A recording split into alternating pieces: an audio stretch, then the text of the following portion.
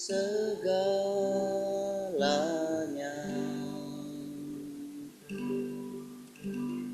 Ku cinta Kau Yesus, Kaulah dambaan hatiku. Ku rindu Kau Tuhan, ku rindu Kau Tuhan, lebih dari segalanya.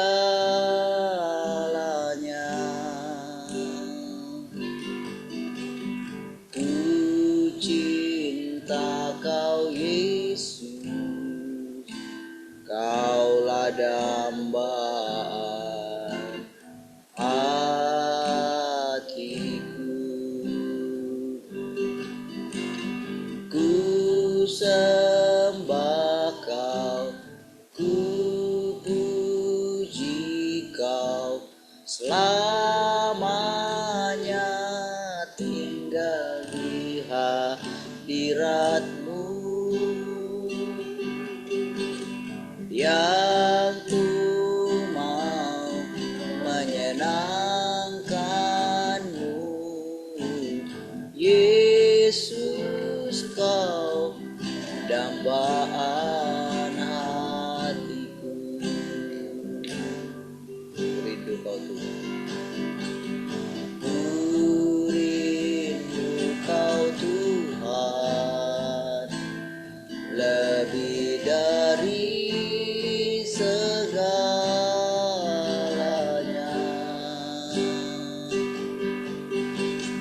Ku cinta Kau Yesus, Kaulah dambaan hatiku. Ku sembah Kau, ku puji Kau, selamanya tinggal di hadirat-Mu, yang ku mau menyenangkan-Mu.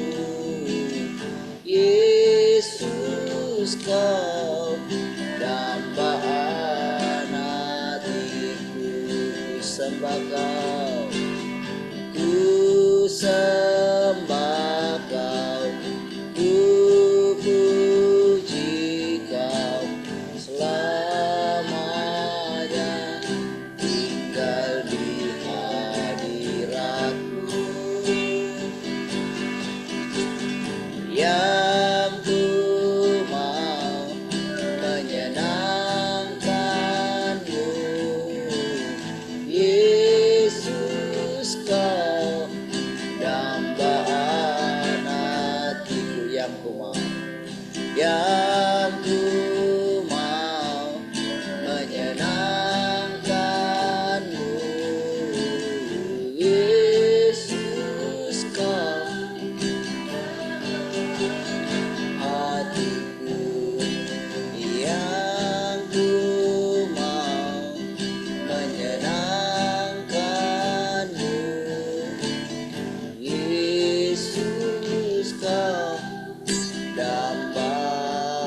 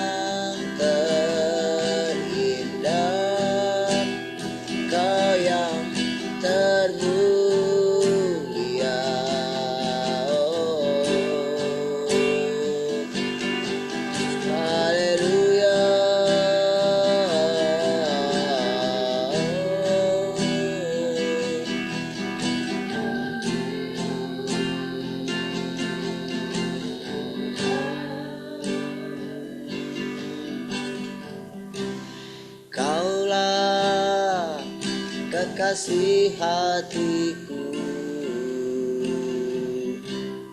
Kaulah harapanku,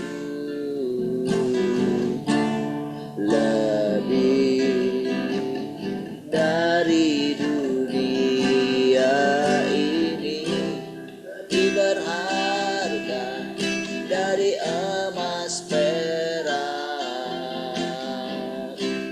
lebih berharga dari harta dunia. Yesus, Kaulah segalanya.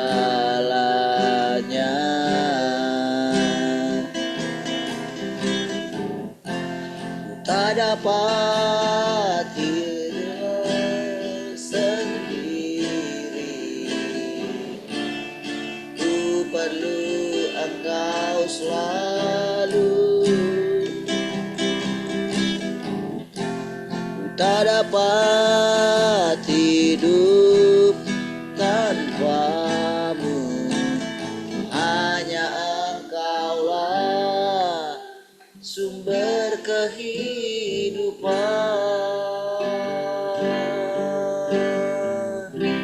Kaulah kekasih hatiku, Kaulah pengharapanku, lebih dari dunia ini, lebih berharga dari emas perak, lebih berharga dari harta dunia. Yesus, Kaulah segalanya.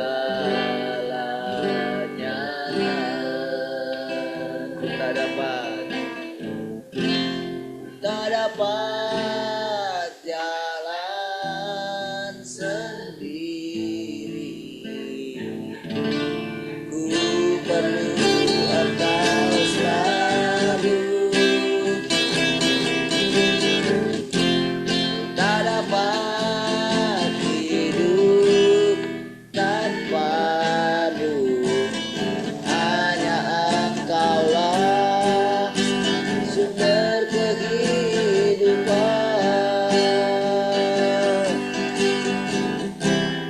Kaulah kekasih hatiku, Kaulah pengharapanku, lebih dari dunia ini, lebih berharga dari emas perak, lebih berharga dari harta dunia. Yesus, Kaulah segalanya.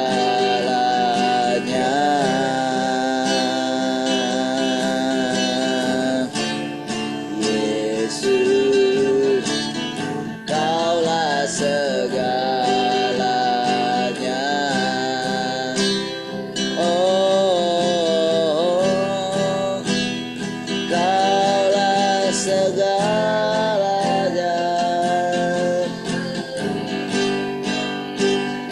Haleluya. Oh, Kau lebih indah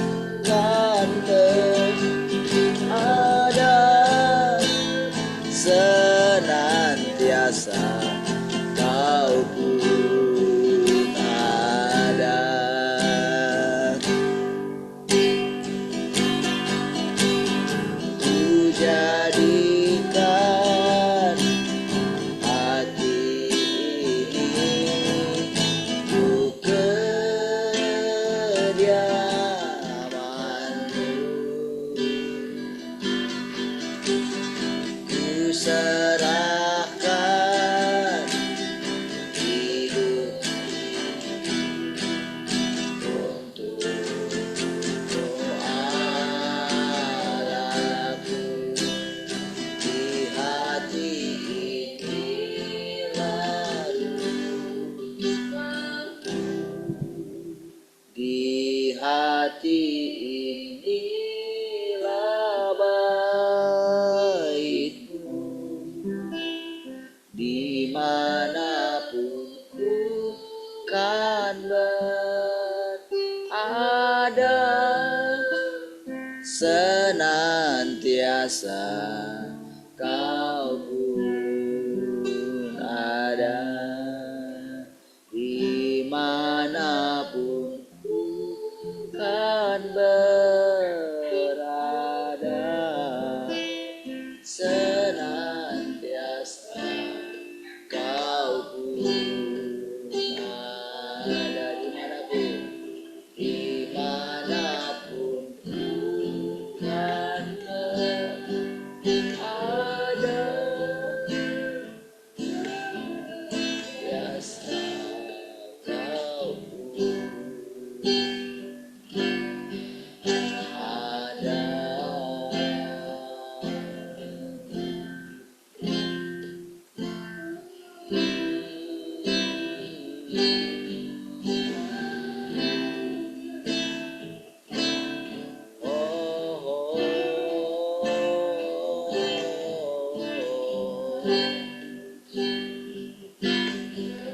Kami merindukan-Mu Tuhan, menginginkan-Mu lebih dari segalanya.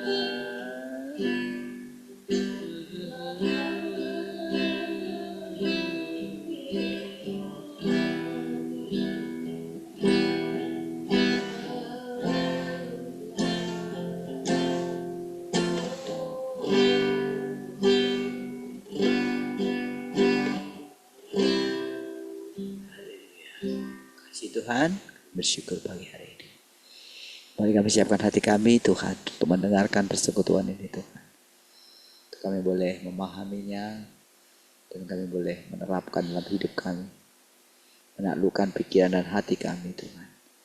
Terpujilah Tuhan, haleluya. Mari semua yang mengasihi Tuhan sama-sama katakan amin. Baik, shalom semua, selamat pagi. Lalu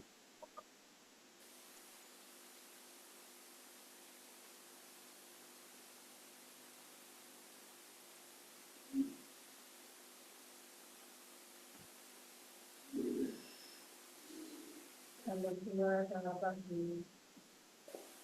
Shalom, selamat pagi semua. Shalom, selamat pagi semua. Baik, puji Tuhan. Ada yang mau sharing?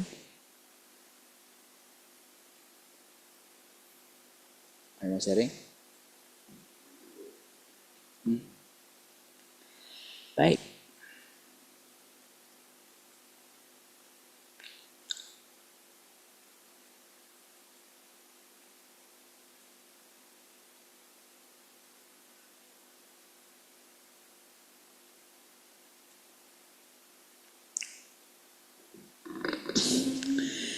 Gagasan manusia mengatakan bahwa semua orang yang lahir berdasarkan janji, yang lahir atas kehendak Roh, yang ditopang oleh Roh Kudus, dan yang membuka jalan keluar yang baru adalah Tuhan. Jika menuruti alasan ini, Yohanes pun dapat dianggap sebagai Tuhan. Juga Musa, Abraham, dan Daud. Mereka semua juga bisa dianggap sebagai Tuhan. Bukankah itu lelucon luar biasa? Sebelum melakukan pelayanannya, Yesus pun hanyalah seorang manusia normal yang bertindak sesuai apapun yang Roh Kudus lakukan. Terlepas dari apakah dia menyadari identitasnya sendiri pada waktu itu. Ini jelas ya. sebelum melakukan pelayanan, sebelum dia ditahbiskan, gitu ya. Sebelum dia dibaptis, kan setelah dia dibaptis barulah dia memulai pelayanannya kan. Nah, jadi sebelum melakukan pelayanannya, Yesus pun hanyalah seorang manusia normal. Gitu ya. Jadi bukan dari awal.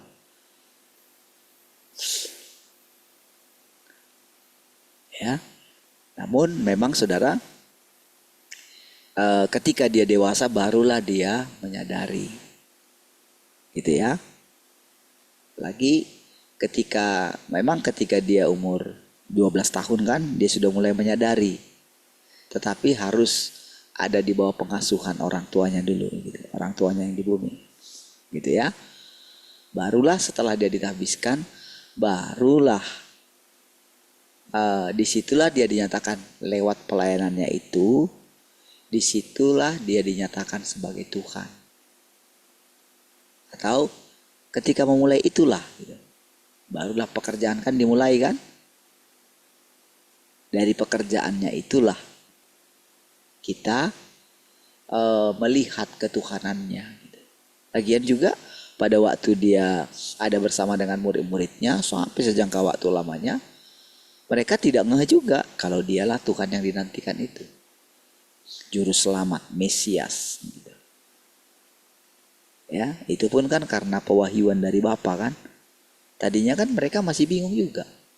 Namun mereka tetap mengikuti Tuhan itu kan. Tetap mengikuti Yesus itu gitu. Di dalam hati mereka tetap ada Yahweh gitu. Yahweh itu saja. Tuhan yang benar menurut mereka hanya Tuhan yang di alam roh gitu. Jadi berikutnya baru mereka nantinya sadar gitu. Ya. Jadi terlepas dari apakah dia menyadari identitasnya sendiri pada waktu itu, dia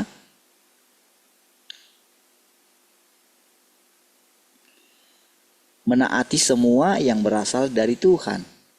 Roh Kudus tidak pernah mengungkapkan identitasnya sebelum pelayanannya dimulai. Gitu ya. Hanya setelah dia memulai pelayanannya, barulah dia menghapus aturan dan hukum-hukum tersebut. Dan hanya setelah dia secara resmi memulai pelayanannya, barulah perkataannya dipenuhi otoritas dan kuasa. Perhatikan itu saudara. Jadi setelah dia memulai pelayanannya, barulah dia menghapus aturan dan hukum-hukum tersebut. Dan hanya setelah dia secara resmi memulai pelayanannya, barulah perkataannya dipenuhi otoritas dan kuasa. Kan itu ya, itu yang benar ya.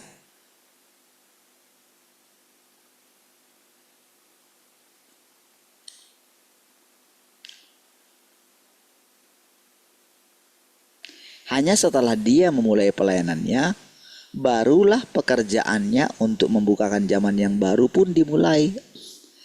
Sebelum ini, Roh Kudus tetap tersembunyi di dalam dirinya selama 29 tahun. Di mana selama waktu itu dia hanya merepresentasikan manusia dan tanpa identitas Tuhan. Karena harus tersembunyi gitu.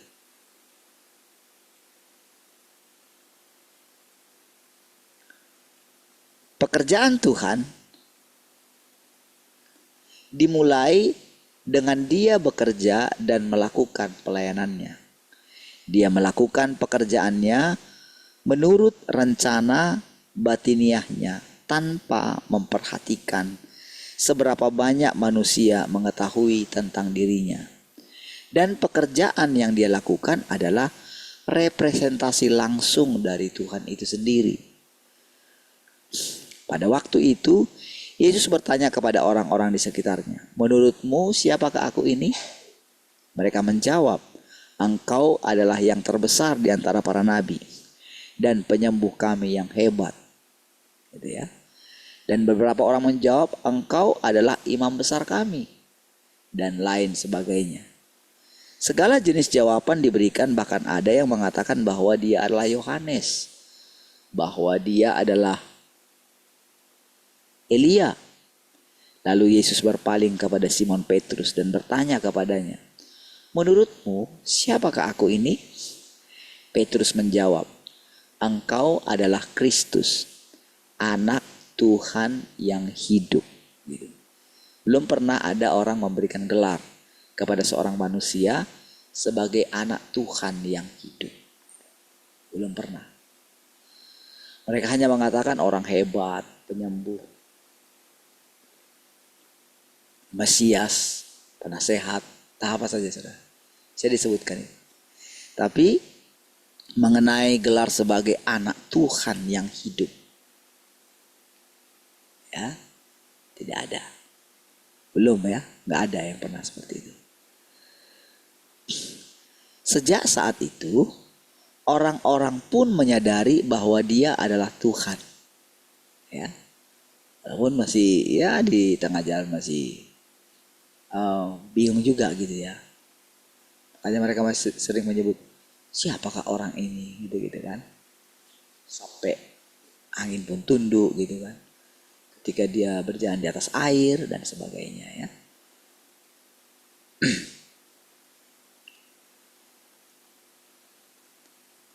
Ketika identitasnya diberitahukan, Petruslah yang pertama kali menyadari akan hal ini.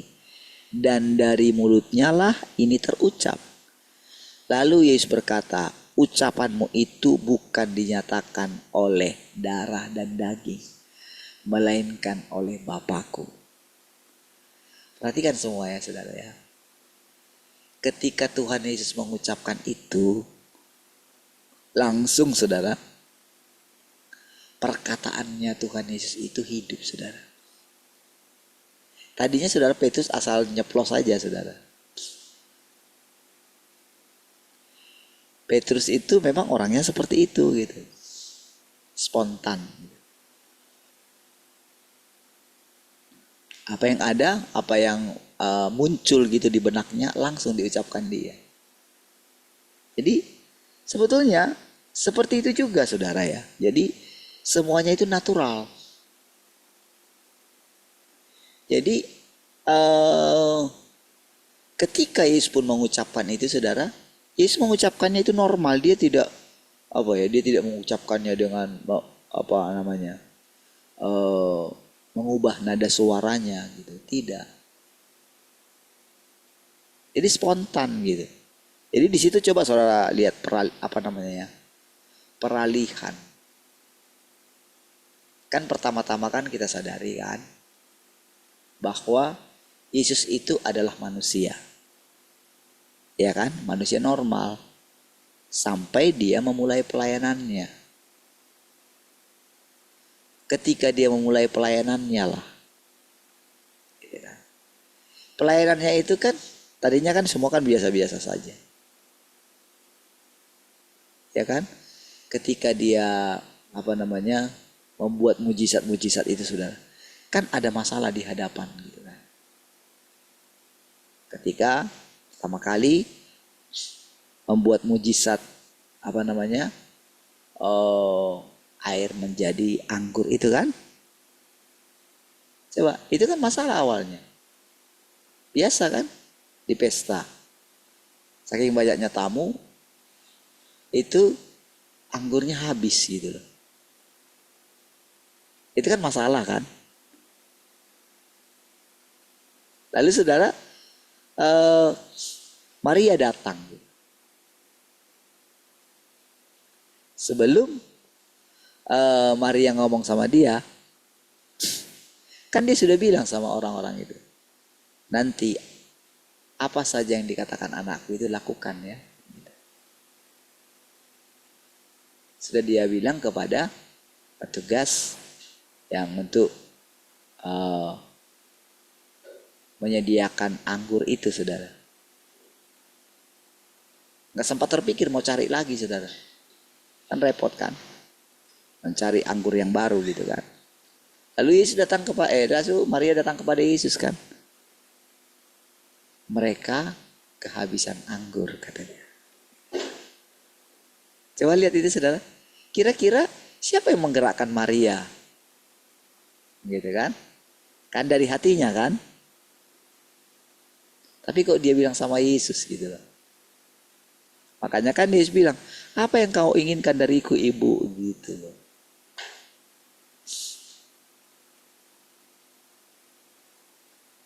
Mereka kehabisan anggur. Waktuku belum tiba katanya gitu. Normal ya. Saudara, dalam kenyataannya saudara, ketika saya melihat, saya bisa memahaminya itu saudara ya. Ketika saya itu ketika harus memulai pelayanan keliling itu dulu ya. Saya ingat sekali, saya nggak punya apa-apa saudara. Saya nggak tahu ngapa-ngapain gitu. Tapi pada waktu itu saudara, entah kenapa saudara, saya bisa yakin sekali saudara. Jadi ketika mulai perjalanan itu, yang dari mana mendoakan orang gila apa gitu ya, mendoakan orang yang di apa namanya di kedai makanan gitu. Iya. Tadinya saya nggak punya iman kayak gitu. Cuman dari setelah memulai, kan setelah saya sakit itu kan, saya kan boleh dikatakan kan ya nggak kerja lagi gitu kan. Nah, jadi pada waktu itu ketika saya memulainya itu saya benar-benar apa ya, yakin sekali dengan apa yang saya katakan gitu. Coba salah bayangkan ya, pada waktu Yesus dikatakan, waktuku belum tiba ibu gitu. Kira-kira saudara ya, kenapa saya katakan tadi saya mengetahui bagaimana Yesus memulainya gitu. Kan ingat tadi kan di awal dikatakan kan, Yesus itu sampai dia umur 29 tahun, dia manusia normal, manusia biasa. Artinya Tuhan itu atau Roh Kudus masih menyembunyikan identitasnya.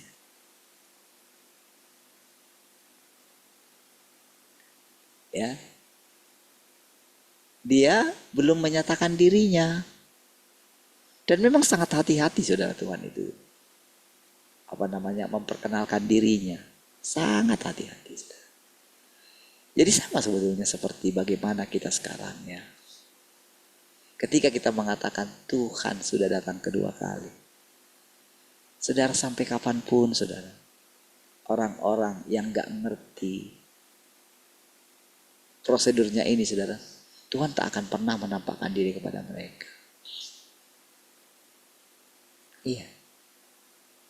Kalau mereka tidak mau menerima firman itu.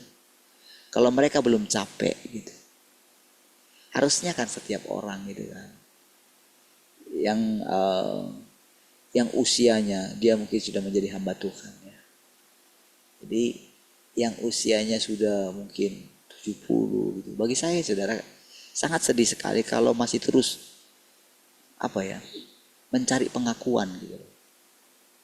Masih terus berusaha mendapatkan Tuhan itu dengan cara yang lama. Padahal kan sudah melalui banyak hal gitu ya. Pastilah saudara, dia akan merasa kehampaan gitu. Saudara.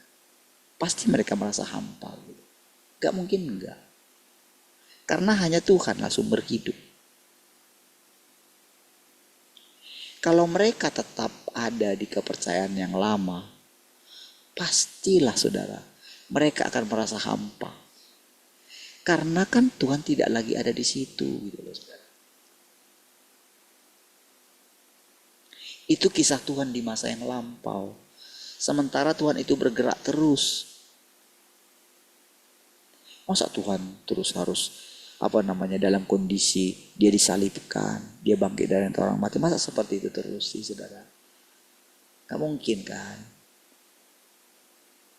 Jadi orang terus bernostalgia di masa yang lampau. Itu ibaratnya saudara sama seperti Yesus yang terus menjadi manusia.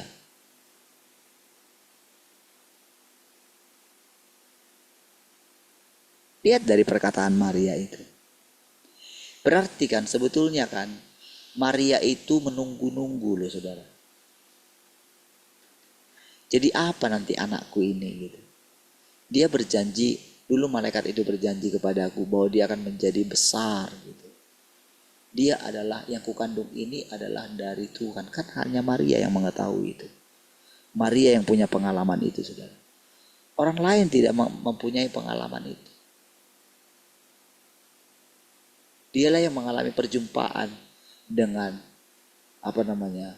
malaikat itu, malaikat yang dari Tuhan itu, Gabriel itu.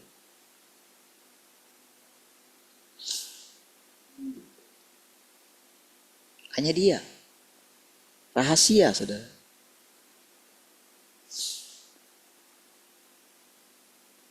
Tentu saudara dia menunggu-nunggu. Akan jadi apakah nanti anaknya ini sudah dewasa.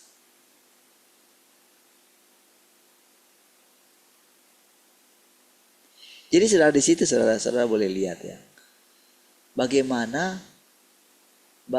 Maria itu saudara. Harus mengucapkan satu perkataan. Dan saudara lihat itu kan normal kan. Lagi butuh anggur. Kalau kita tanya dia sekarang ya, kalau misalnya ada Maria di sini kita tanya, kenapa sih ibu dulu ngomong kayak gitu? Kenapa sih? Pada waktu itu ada nggak kesanmu seperti memaksa Yesus itu? Saya nggak tahu. Dia bilang, saya nggak tahu.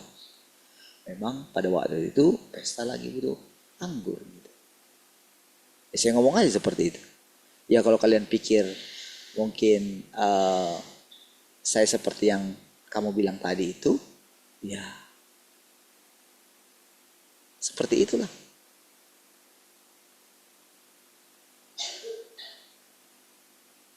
Tapi saudara, yang membuat saya bisa mengatakan hal itu adalah karena dari firman ini, saudara. Karena saya mengikuti prosedur daripada firman ini di dalam alam pikiran saya. Berarti kan saya menerima. Dan sebetulnya saudara, sesuai juga dengan yang ada di Alkitab gitu. Makanya Tuhan mengatakan, Bapakku lebih besar daripada aku. Ketika ditanya, siapa yang kita sembah sebetulnya? Kan harapan mereka, saudara, bahwa dia akan mengatakan, kalian mesti menyembah aku. Apakah Yesus mengatakan seperti itu? Tidak. Hei, dengarkan orang Israel, Allah kita itu satu. Kasihilah Tuhan Allahmu dengan segenap hatimu, dengan segenap jiwa, dengan segenap akal budimu. Di dalam itulah terangkum semua hukum Taurat katanya. Jadi saudara bisa lihat ya dari apa yang dikatakan oleh Tuhan itu, saudara. Jadi sekali lagi saudara, ketika Yesus mengatakan itu, kenapa saudara perlu kita mendengarkan perkataan ini? Nanti saudara akan lihat bahwa semua semakin saudara masuk dalam, saudara ya, ada satu bagian di dalam jadi semua firman Tuhan ini ada yang diucapkan langsung gitu ya, diucapkan langsung ketika dalam persekutuan, ketika orang ini keliling berkhotbah di antara gereja-gereja yang ada gitu ya, dia keliling dari ini. Jadi orang-orang mencatat khotbahnya itu gitu loh. Dan saya nggak tahu, mungkin ya pasti kan pada waktu itu kan sudah ada rekaman ya. Karena kan tahun 90-an kan. Kira-kira tahun 91 lah mulai kan. Tapi ada dia yang sudah tahun 2000 gitu ya. 2003 sampai terakhir 2010 gitu ya. Bahkan ada lagi yang 2018 gitu. Nah, tapi ada di satu saat saudara, dia itu menulis gitu. Dia menulis tanpa tanpa henti gitu. Tanpa perenungan, dia tulis aja gitu. Tulis semua. Dan ketika kita baca, boleh saya katakan saudara, kata-katanya itu saudara, itu terus kayak satu cerita gitu. Ceritanya itu tidak kalau misalnya saudara dengar saya cerita gitu mungkin masih gitu, kadang-kadang lari kemana gitu ya. Ini tidak saudara, dia pengetahuan dia gitu loh. Dia memang firman gitu. Tapi itu dalam sekali, panjang sekali ceritanya, tapi itu kata-katanya itu meningkat semua gitu loh. Nanti coba saudara ikutin ketika saudara dibaca banyak gitu ya. Itu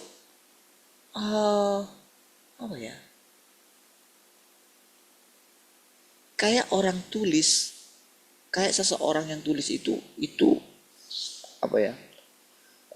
butuh waktu kadang-kadang kan butuh perenungan ya. Ketika seorang menulis satu buku gitu, itu butuh perenungan yang panjang gitu, tulis. Nanti salah diperbaiki bahasanya. Ini sudah dikatakan tanpa berhenti katanya. Nulis saja dia. Sama dulu ketika pertama kali kita belajar mendengarkan suara Tuhan. Kan bisa sampai berhalaman-halaman, berlembar-lembar saudara. Ya kayak saya ingat waktu itu saya tulis aja gitu.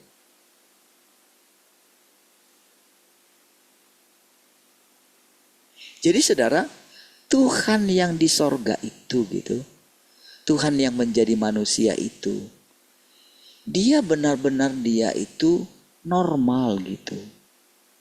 Tidak supranatural.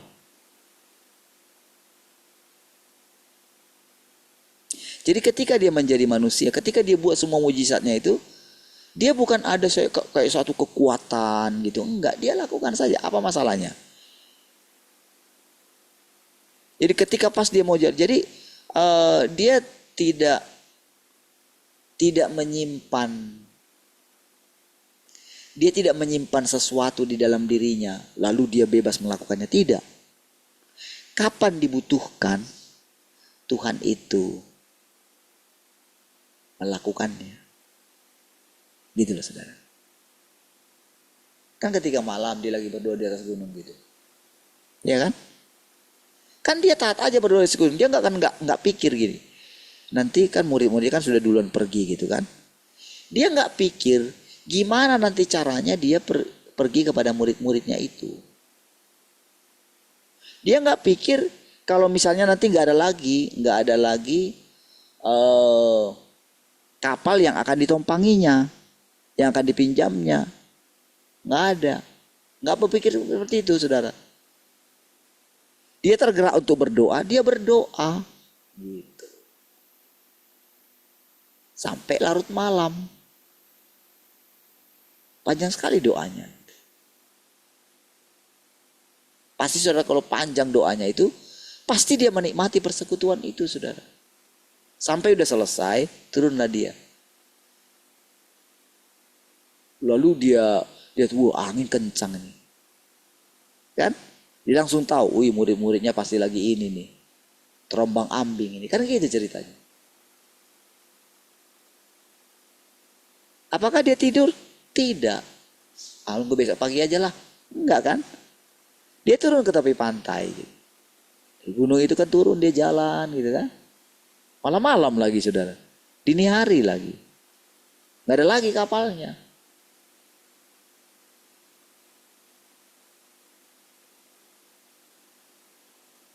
Ya kan? Lalu dia jalan aja terus gitu loh saudara. Ingat tadi peristiwanya, dia manusia biasa. Saudara, ini benar saudara. Firman Tuhan ini benar. Jadi kita nggak boleh mengatakan dia, karena dia Tuhan kan. Enggak. Makanya kalau dia katakan dia jalan, maka dia itulah jalan yang akan kita jalani. Artinya pengalaman dia adalah nantinya akan menjadi pengalaman kita. Makanya saya katakan tadi saudara, perlu saya jelaskan kenapa saya sering saudara mengulang-ulang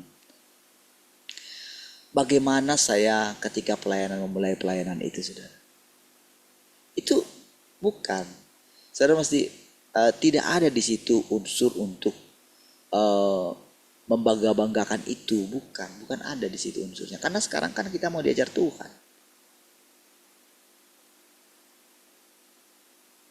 Ketika saya cerita ini kan, itu kan berarti apa yang difirmankan tadi itu menjadi segar kan. Karena ada orang yang mengalaminya gitu. Bukan sekedar mengiyakan dengan secara buta apa yang dikatakan tadi dalam firman Tuhan itu. Tapi saya mengalaminya walaupun sedikit gitu loh. Ketika kan saya itu kan, orang-orang itu pasti bingung loh saudara, ketika misalnya saya sampai pergi ke Jakarta, saya itu seperti kumpulkan mereka semua. Saya seperti pemimpinnya saudara. Saya kumpulin mereka semua ini. Saya yang ini juru bicaranya. Ayo ini ngomong gimana, ayo ini. Gitu saudara. Sampai saya catat gitu. Jadi sepertinya mereka bingung gitu. Ini yang pemimpin bapak ini atau ibu gitu. Tapi setelah itu, setelah saya lihat, waduh, ini nggak benar nih. Saya mulai melihat ada aroma-aroma gimana gitu ya. Ke arah mana ini. Saya mulai melihat mereka diintimidasi gitu ya. Tapi pada waktu itu saudara kan saya sudah punya pengalaman bagaimana diintimidasi. Ketika pertama kali keluar dulu itu kan saya yang dipanggil duluan. Bukan pemimpin-pemimpin itu saudara. Heran juga waktu itu saudara. Bukan para gembala-gembala yang lain, saya yang dipanggil dulu.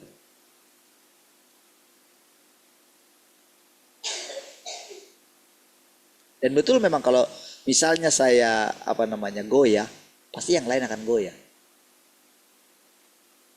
Itu yang paling itu dulu saudara, yang di PII saudara. Wah, itu sampai lari ke Tanjung Pinang saudara. Nampaknya berani, nampaknya ini, tapi enggak ini juga saudara.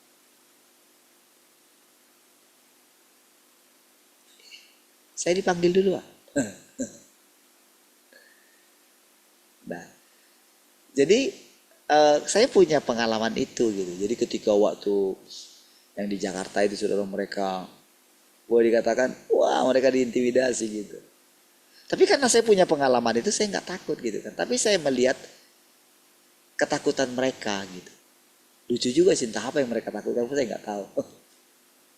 Tapi saya boleh sadari dulu saudara, bagaimana ketakutan mereka, bagaimana intimidasi itu begitu kuat rasanya. Nah setelah itu saudara, setelah mulai ada ancaman gitu ya. Tadinya kan saya itu benar-benar tidak ada pengajaran yang lain. Enggak ada. Tidak ada. Jadi setelah mereka itu intimidasi saya gitu. Enggak boleh ngajar itu lagi. Saya itu benar-benar saudara, walaupun tak ada yang mau saya andalkan. Saya belum punya pengalaman selanjutnya, bagaimana selanjutnya. Saya belum punya itu semua. Cuma pada waktu itu saudara, karena saya pernah ingat guru kita ngomong, kamu pun akan punya buku pemuridan sendiri gitu ya. Nah itu saja yang saya ingat. Tapi waktu itu belum ada, nggak ada semua ini saudara, nggak ada. Bukan karena saya bacain, saya sudah mengikuti ini lalu saya berani keluar. Tidak ada sama sekali. Gitu ya. Jadi saudara, ketika sudah berjalan, ketika saya berani mengatakan itu, disitulah saudara, disitulah baru saudara, mulai saya melihat bagaimana Tuhan memimpin jalan kita. Wah kalau saya ingat yang di Medan saudara, wah itu mereka habis gimana. Yang di Medan pun kayak udah mau juga, karena kan mereka ya sudah, mereka pengen juga gitu kan. Karena pada waktu itu saudara, Itu lagi maju-majunya pelayanan di Medan. Iya.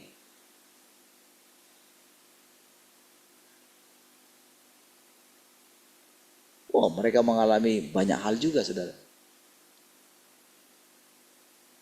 Iya, sudah terkenal juga, saudara. Sudah, mereka itu dari yang saya dengar itu sudah sering juga mereka melakukan pelayanan. Orang datang dari mana, datang ini, saudara, ke tempat rumah Pak Dedi di sana gitu. Iya, sudah banyak yang mereka layani. Ya, sudah punya nama lah gitu. Kayak kita di Batam. Nah, tiba-tiba dari pusat ini. Sampai akhirnya hancur juga mereka. Tapi pada waktu itu, saudara, saya itu benar-benar, saudara, tidak ada. Ya sudah, saya, ya kalau kalian ikut sama mereka, enggak apa-apa, silakan saja gitu. Tidak masalah. Benar-benar, saudara, saya tidak ada ini. Saya serahkan semua. Nah, yang sedang saya ceritakan ini, saudara, adalah bagaimana ketika Tuhan memulai pelayanannya yang dikatakan. Ketika Yesus memulai pelayanan. Jadi kalau dia ini cerita seperti ini, pastilah dia pun mengalami hal yang sama. Gitu loh, saudara. Makanya dia bisa ngomong kayak gini. Kalau enggak akan bisa ngomong. Kenapa saya bisa berani mengatakan ini? Karena saya juga mengalami hal yang sama. Disinilah tingkat ketergantungan semua ciptaan ini. Ingat, saudara, pada mulanya itu Allah sendirian. Makanya kalau Yesus mengatakan, ingat ya, Allah kita itu Esa. Kalau Yesus mengatakan, kasihilah Tuhan Allahmu dengan segenap hatimu, dengan segenap jiwamu, dengan segala akal budimu. Dia itu sedang mengatakan juga kepada dirinya sendiri. Sebagai manusia biasa. Sebagai manusia normal.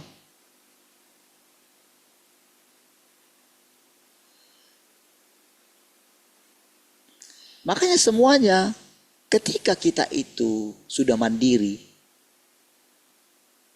Saya ingat, saudara, ketika saya pertama kali merantau. Udah. Langsung saja, saudara. Padahal tadinya, saudara, bersama dengan orang tua kan enak gitu kan, masih ini gitu. Tapi begitu mulai merantau, di situ benar-benar sudah mulai menjadi dewasa. Saudara pun mungkin juga mengalaminya.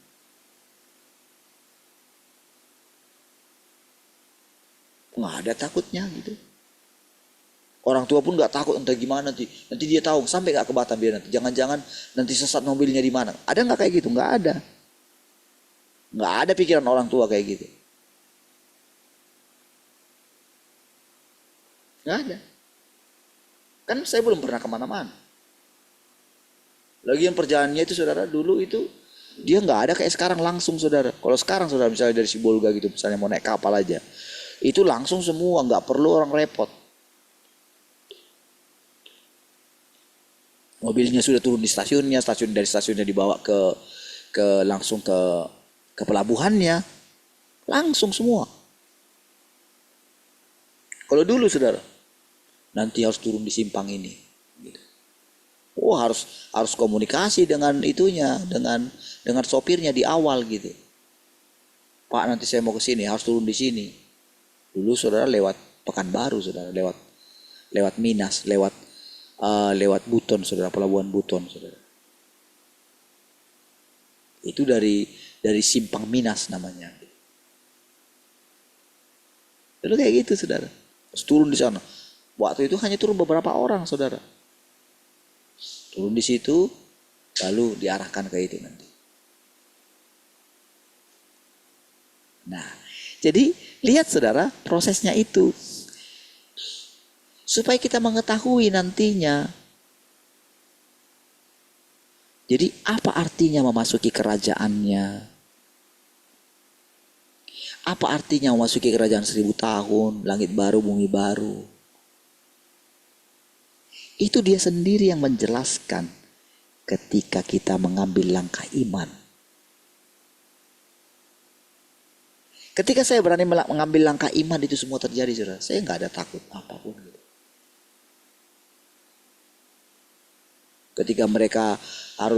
Ketika orang-orang meninggalkan saya gitu,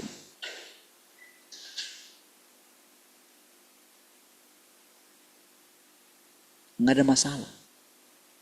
Sudah.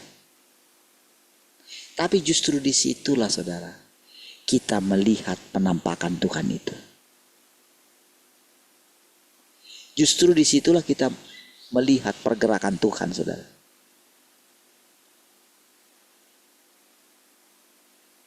Nah, itu sebabnya, saudara. Jadi setiap kali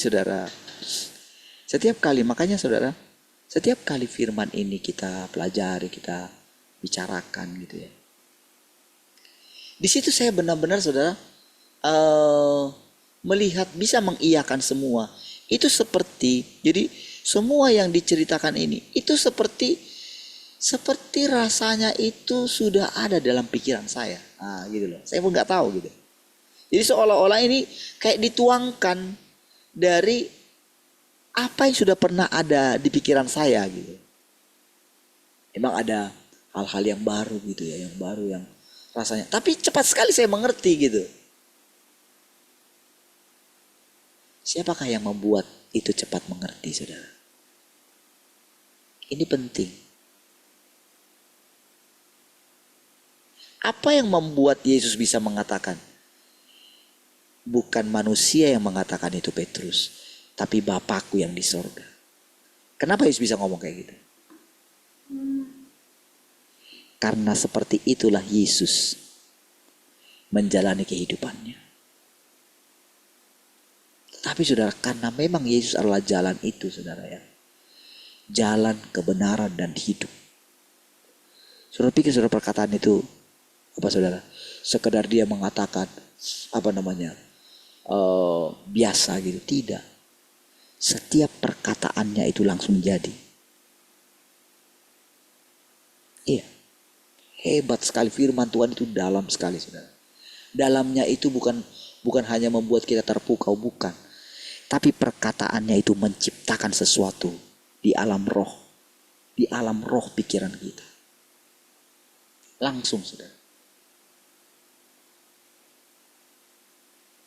Makanya setiap kali, saudara, dia itu bersembunyi. Makanya Tuhan kasih rahasianya. Berbahagialah kalau kamu percaya sekalipun kamu tidak melihat. Iya. Kita akan dibuat terheran-heran. Itu yang membuat kita terheran-heran. Kalau saya cerita semua yang tadi itu, saudara, mungkin saudara sudah bosan mendengarkan itu. Seolah-olah saya meninggikan diri saya. Tidak. Nggak ada gunanya kita meninggikan diri. Nggak ada. Yang saya ceritakan ini adalah bagaimana Tuhan itu benar-benar secara perlahan-lahan menuntun kita. Dari semua perkataan ini, saudara. Karena saudara kan gak pernah mengenal orang ini. Saudara hanya mengenal saya.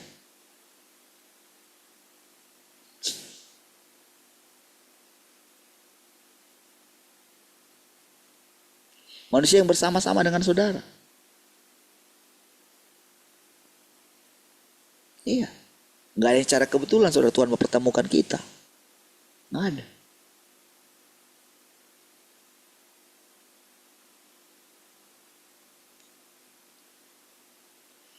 Saudara, ketika saya mendengarkan itu secara perlahan, ketika saya mulai melihat, ketika saya mendengarkan hal yang baru gitu, saya baca gitu ya. Saya itu gini, saudara. Mau saya sangkal gitu ya. Gak ada gunanya gitu.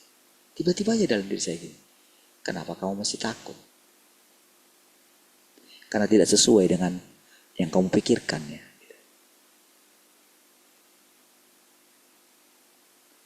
Nah, saudara, Tuhan cerita semua perjalanan itu. Tuhan singkapkan semua perjalanan saya. Ya, Tuhan. emang menurutmu yang buat kamu bisa keluar dari situ emang dirimu? Emang kamu siapa?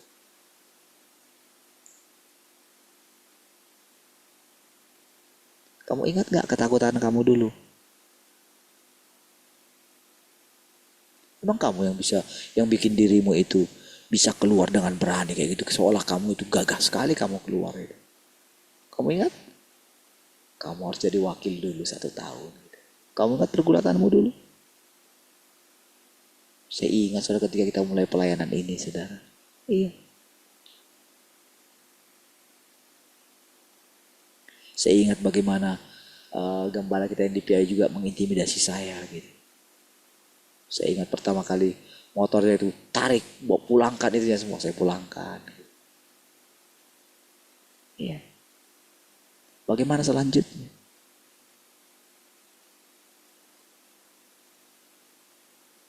Apakah memang kamu hebat itu? Enggak kan? Enggak.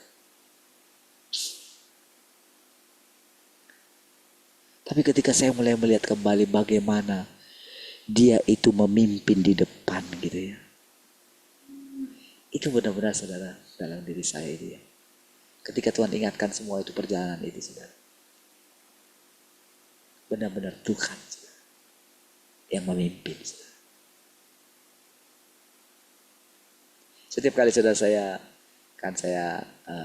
sering sekarang kan ke mana yang saya bilang tempat rahasia saya. Jadi kan saya sering lewat di atas ini juga gitu. Ketika saya jalani gitu ya, lantainya gitu. Ketika saya lihat 3 ruko gitu ya. Ketika saya lihat sampai hari ini bisa berjalan gitu ya. Itu saudara saya itu selalu gini saudara ya. Tuhan itu benar-benar nyata, tapi gak kelihatan.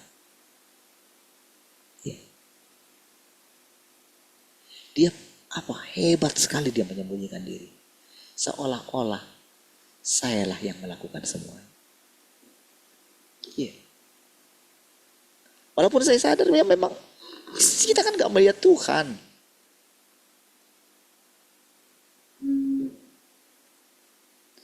Tapi di dalam perjalanan kita itu, Tuhan itu nyata. Saudara, dengan menerangkan ini saudara, judulnya kita kan misteri inkarnasi Tuhan. Temanya kita ini misteri inkarnasi Tuhan. Misteri kan, rahasia. Makanya saudara mungkin orang-orang yang mungkin ikutin gitu ya. Itu pasti mereka ya, apalah Bapak ini, tadinya kayak gini. Tadinya ingin benar-benar mempertahankan pelayanan RTM yang asli gitu. Tapi kok jadi kayak gini? Pasti mereka bingung saudara. Iya. Apalagi dengan gampangnya meninggalkan semua yang ngeroh-ngeroh itu saudara. Menghentikan pelayanan penginjilan gitu. Di dunia orang mati gitu. Coba lihat. Tapi saudara itu gak asal-asal langsung misalnya membawa buta saya langsung tinggalkan. Kan gak begitu saudara. Enggak. Nyata kita semua saudara mengalaminya. Dan setelah kita berhenti melakukannya, mulailah kita akan merasakan ketenangan kan. Betul gak? Tapi ketika dulu kita awal-awal di sana enggak ada apa-apa. Biasa aja. Oh, kalau melihat dulu pelayanan saudara begitu luar biasa, siapa yang gak pengen pada pelayanan itu lagi? Siapa yang gak pengen saudara?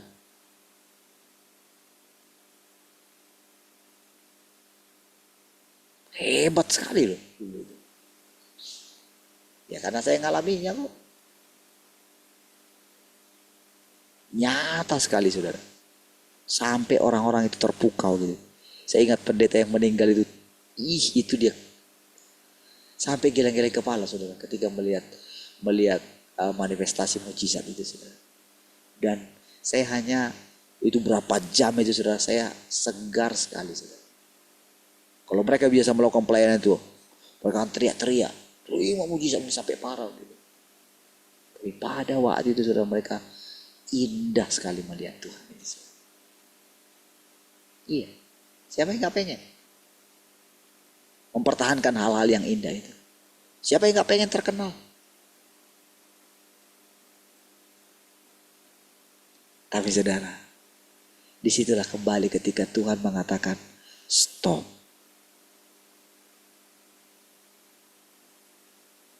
Itu saudara benar-benar ikutin lagi jalannya, stop. Apa gampang?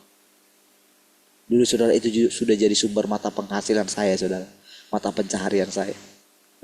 Kayak guru kita dulu. Iya.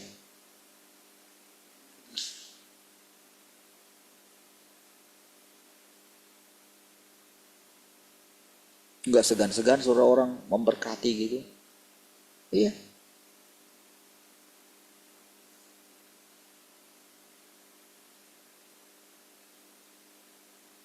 Benar-benar hidup karena itu. Tapi ketika Tuhan suruh berhenti gitu, lihat bagaimana pemeliharaan Tuhan. Yes, jadi kalau saya misalnya sering ceritakan itu karena untuk menerangkan bagaimana prosesnya firman Tuhan itu, saudara. Jadi ketika Yesus mengatakan, akulah jalan, kebenaran, dan hidup. Tahukah saudara? Apa yang dikatakan oleh Tuhan Yesus itu? Langsung kita mengalami prosesnya. Apa itu jalan? Apa itu kebenaran? Apa itu hidup? Entah gimana caranya, kita itu jadi bisa mengerti. Bukan kita mengerti karena kita punya pengetahuan. Bukan. Kita mengerti lewat pengalaman hidup kita. Lewat apa yang kita jalani. Ingat tadi saudara, bagaimana pelayanan itu dimulai? Kan ada masalah kan? Kan Yesus itu dikatakan tadi, dia itu menjadi Tuhan ketika memulai pelayanannya. Ketika pelayanannya dimulai. Ya mengenai janji, mengenai identitas dia oke lah. Tetapi ketika dia menjadi dewasa, ketika umur 29 tahun, ketika dia sudah dibaptis, di situ dia mulai pelayanan. Disitulah dia itu menjadi Tuhan.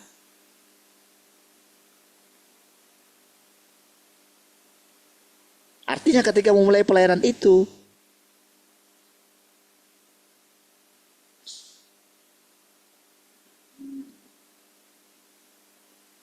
jadi prosesnya kita sekarang, ketika kita mulai memahami itu, disitulah ketika saudara mulai mendengarkan perkataan ini, saudara, dan saudara mulai mengerti.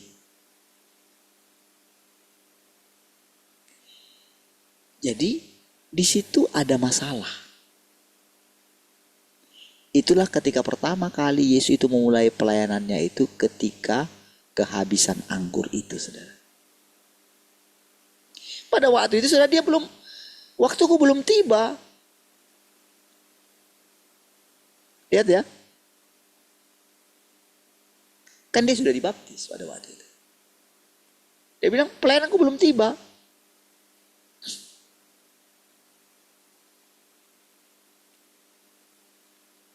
Lakukan saja apa yang dia katakan. Pada saat itulah saudara. Ya, saya boleh bayangkan saudara.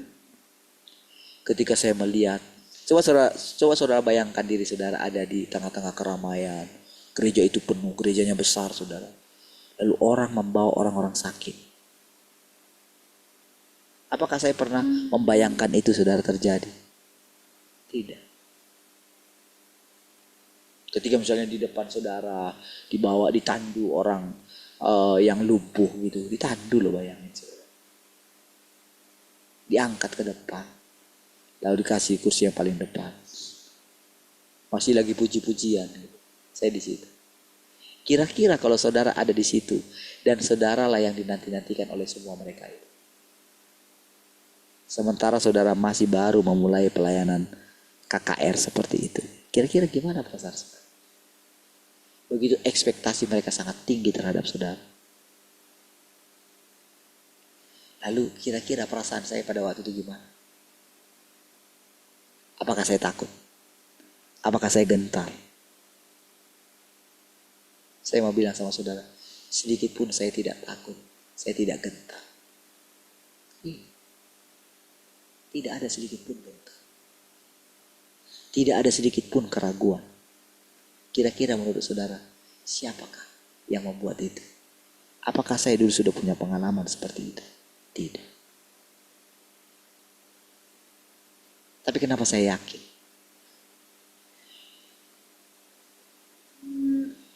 Itulah Tuhan, saudara, yang sedang menampakkan diri.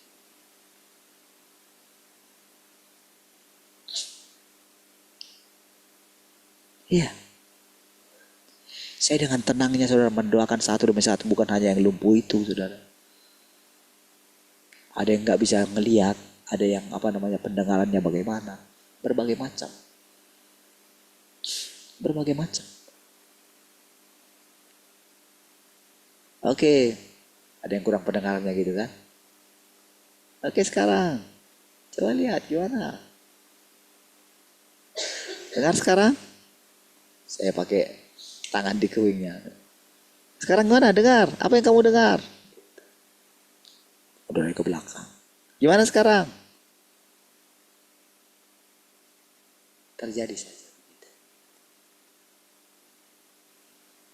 Dan mereka benar sampai larut malam itu sudah mereka pulang. Itu pulang dengan luar biasa. Paginya lagi kayak gitu. Antusiasnya saudara. Mereka datang itu saudara. Luar biasa. Lalu saudara, Tuhan suruh stop. Itu ya. Prosedurnya itu saudara. Saya sudah ceritakan bagaimana, betapa biasanya.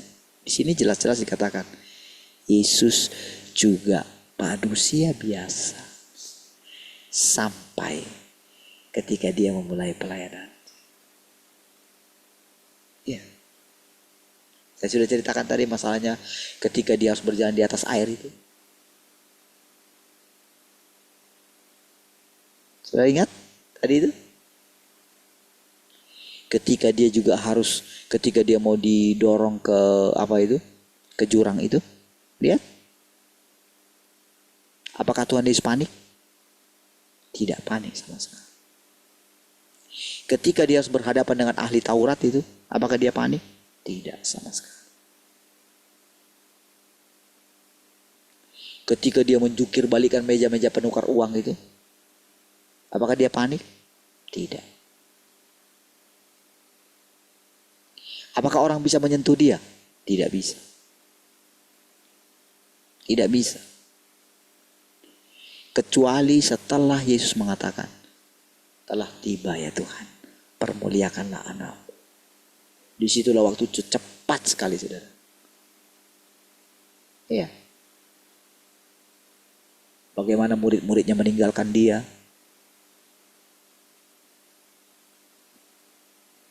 Cepat sekali saudara. Semua peristiwa itu.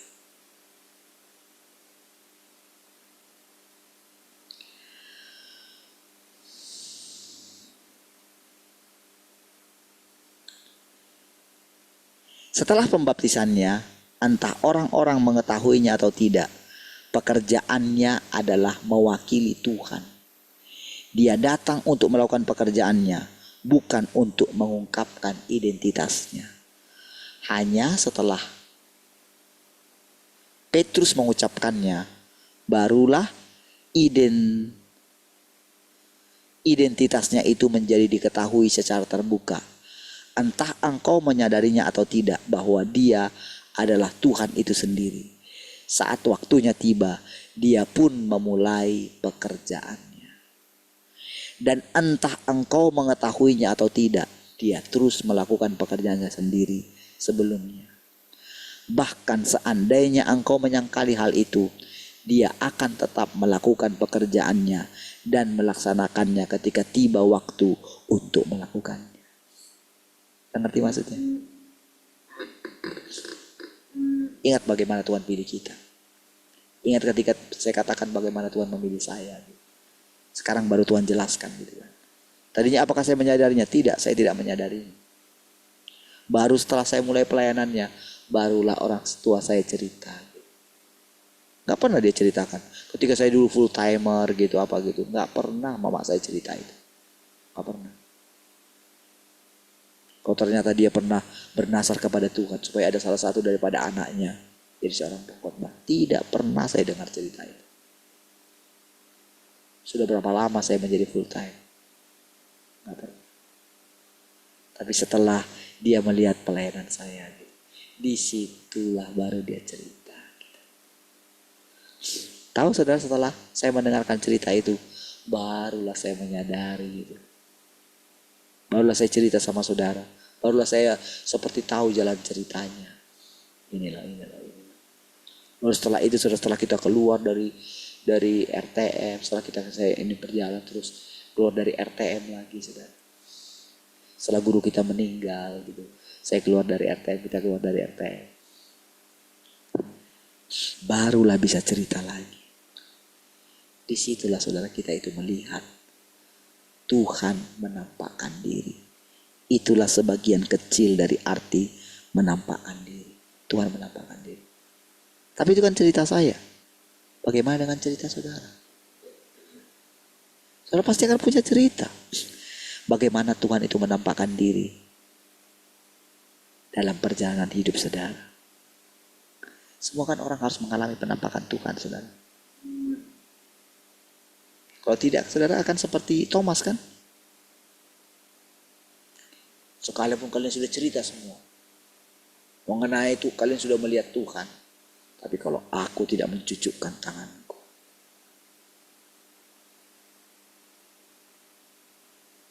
lalu Tuhan tegur dia. Itu sebabnya saudara kita semua mesti mengalami penampakan Tuhan. Apa artinya Tuhan menampakkan diri?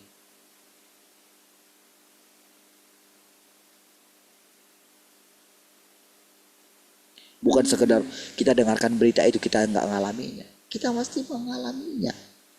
Dan pasti sebetulnya saudara sudah mengalaminya. Entah saudara menyadari atau tidak menyadari.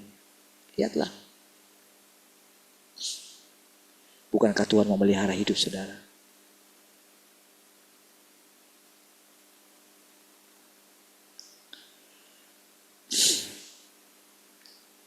Bahkan seandainya engkau menyangkal hal itu, dia akan tetap melakukan pekerjaannya dan melaksanakannya ketika tiba waktunya untuk melakukannya. Gak peduli saudara, Tuhan gak peduli entah kita itu nanti suatu saat kita itu melupakan persekutuan ini. Dia gak peduli dengan orang-orang yang meninggalkan persekutuan ini, gak peduli dia. Oh entah mereka mungkin, mereka lagi menikmati berkat Tuhan menurut mereka, dibiarkan saudara. Karena waktu ini berjalan terus. Kita lah yang punya waktu kronos, waktu yang terus linear gitu berjalan ke depan, konstan. Waktu Tuhan itu kairos gitu. Iya. Ya kan biarkan manusia itu terus berjalan. Tapi ketika tiba waktunya Tuhan. Waktunya Tuhan itu kapan? Ada waktu Tuhan bagi seorang itu 1 tahun. Ada 5 tahun. Ada 10 tahun. Tapi mungkin ada ratusan tahun. Bahkan mungkin puluhan ribu tahun. Dia mati, hidup lagi. Mati, hidup lagi. Mati, hidup lagi. Iya. Gak mudeng-mudeng. Kira-kira sakar. Tapi apa mungkin orang gak menyerah? Mana mungkin. Iblis saja saudara sudah dikalahkan dia. Sudah dilucuti dia. Emang ada yang lebih hebat dari iblis dalam segi kerusakan? Mana ada? Iblis yang paling rusak.